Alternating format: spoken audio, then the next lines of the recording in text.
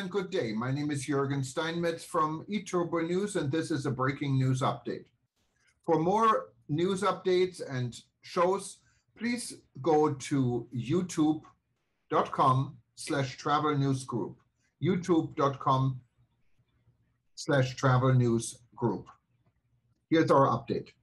UK urges all British nationals to leave Russia now. The UK Foreign Office today advised all British citizens who are currently in Russian Federation to leave Russia immediately. All UK nationals were also strongly advised against all travel to the country due to the lack of available flight options to return to the UK, and the increased volatility in the Russian economy. If your presence in Russia is not essential, we strongly advise that you consider leaving by remaining commercial routes, the Foreign Office said on its website on Saturday. With international sanctions hitting the ruble hard, British nationals should be aware that the Russian currency in their possession could reduce in value over the coming days, the Foreign Office also warned. According to the Foreign Office, British nationals who would decide to depart from the country should use connecting flights, mainly via the Middle East and Turkey, to return to the UK as Europe has closed its airspace to Russian planes.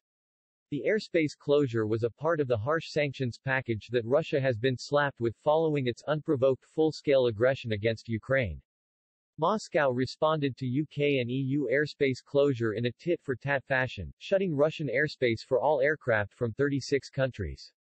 On February 24, Russia has launched an unprovoked devastating attack by air, land, and sea on Ukraine, a European democracy of 44 million people.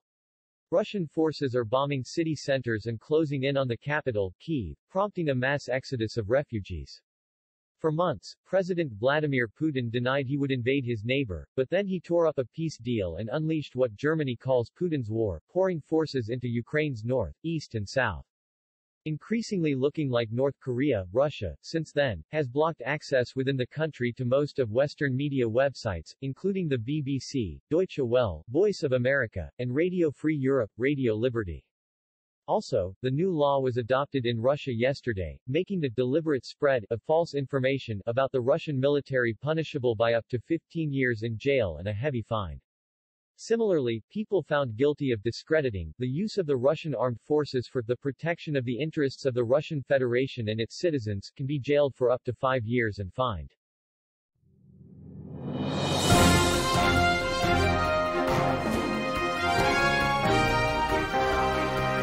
Thank you for listening to our news update.